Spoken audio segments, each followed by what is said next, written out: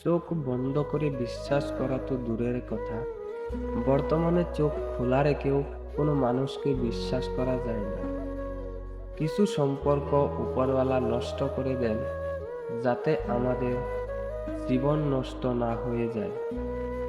নদী আমাদের এই শিক্ষাই দেয়, জীবনে চলার পথে বাধা এলে না থেমে রাস্তা বদলাও, লক্ষ্য নয়।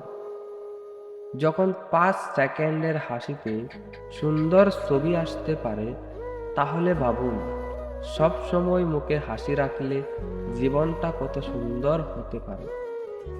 যার সাথে কথা বললে মন ভালো হয়ে যায়, আমাদের মন খারাপটা তাকে ঘিরেই হয়। ছোট ছোট ভুল থেকে শিক্ষা নিতে শিখুন। হুচট সব সময় ছোট ছোট পাথরের সাথেই হয়, পাহাড়ের সাথে নয়। যতই মিল থাকুক, ভুল বোঝাবুঝি হবেই।